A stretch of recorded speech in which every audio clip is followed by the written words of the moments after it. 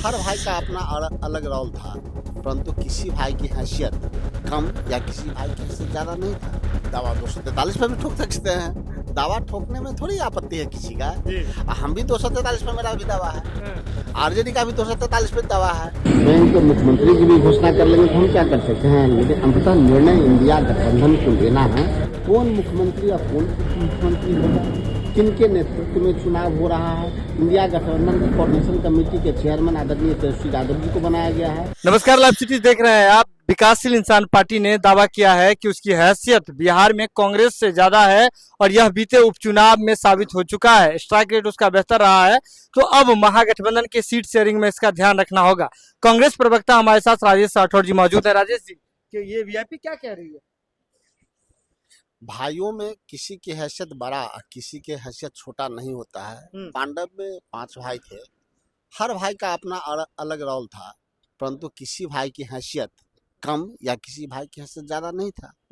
सबका इक्वलिटी होता है, उसमें सबका इक्वल होता है। तो चुनाव के मैदान में अगर हम सब गठबंधन के साथी जाते हैं, सबकी भागीदारी बराबर होती है, सबकी हिस्सेदारी उस अनुरूप में होती है। जो इंडिया गठबंधन के जितने साथी हैं, इंडिया गठबंधन के प्लेटफॉर्म पे अपने रखेंगे और इंडिया गठबंधन के प्लेटफॉर्म ये तय करेगा कि कौन से साथी को कितनी सीटें मिलेंगी, कौन कौन सा सीट मिलेगा। तो ये प्लेटफॉर्म पे कहने की बात है, मीडिया में कहने की बात है। आप ये बार बार कह रहे हैं कि प्लेटफॉर्म पे कहने की बात है, कांग्रेस हमेशा कह रही है। अभी तो कोऑर्डिनेशन कमेटी कुछ फाइनल भी नहीं किया है, सीट पर भी 60 सीट पर वो दावा ठोक रहे हैं। दावा 243 पे भी ठोक सकते हैं, दावा ठोकने में थोड़ी आपत्ति है किसी का। हम भी 243 पे, मेरा भी दावा है, आरजेडी का भी 243 पे दावा है, वामपंथियों का है, उनका भी 243 पे दावा है। दावा ठोकना और चुनाव लड़ना दोनों दो बातें हैं। और निश्चित तौर पे गठबंधन के हर साथी 243 सीटों पे अपनी तैयारी कर रहा है और मजबूती से तैयारी कर रहा है। उसी क्रम में हम भी 243 सीटों पे काम कर रहे हैं। लेकिन ऐलान कर देना कि हाँ 60 सीट पर वीआईपी लड़ेगी, यह तय है। उसके बाद बाकी सीटों पर महागठबंधन के अन्य घटक दल लड़े। बाकी घटक दलों से प्रेरणा लेने की आवश्यकता है कि बाकी घटक दल सब इंडिया गठबंधन के उस निर्णय के इंतजार में है कि जो सब मिल बैठ के तय करेंगे कि कौन से साथी कितनी सीटों पर कौन कौन से सीटों पर लड़ेंगे।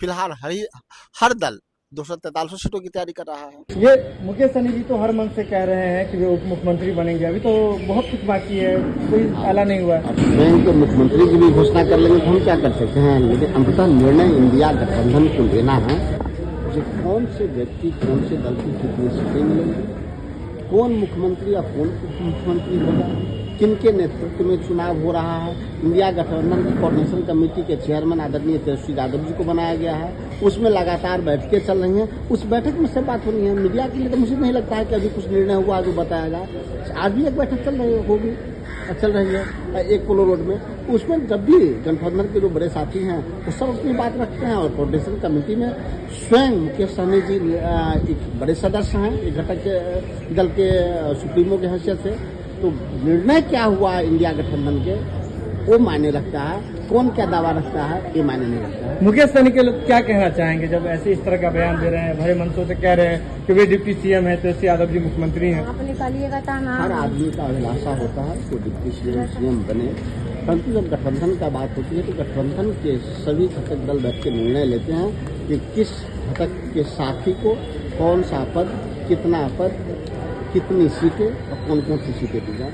चलिए, तो अभी हमारे साथ कांग्रेस के जो प्रवक्ता हैं राजेश राठौर जी वो मौजूद है। उन्होंने सीधे तौर पे कहा है कि जहां बात 60 सीटों का है वीआईपी के दावे का, तो कांग्रेस भी दावा कर सकती है कि 243 सीट पर कांग्रेस चुनाव लड़ेगी। लेकिन इसके साथ ही उन्होंने कहा कि मुकेश सहनी जी को महागठबंधन के अन्य घटक दलों से सीखने की जरूरत है, सबक लेने की जरूरत है। साथ ही साथ उन्होंने यह भी कहा है कि यह मुकेश सहनी जी उप मुख्यमंत्री ही क्या, वो तो सीएम भी अभी बन सकते हैं, क्योंकि अभी कोऑर्डिनेशन कमेटी का जो रिपोर्ट है वो पूरी तरीके से नहीं हुआ है। यह खबर आप लाइव सिटीज पर देख रहे हैं, यूट्यूब पर देख रहे हैं तो आप सब्सक्राइब कर लें, फेसबुक पर देख रहे हैं तो फॉलो कर लें। पटना से लाइव सिटीज के लिए सुमन सौरभ की रिपोर्ट।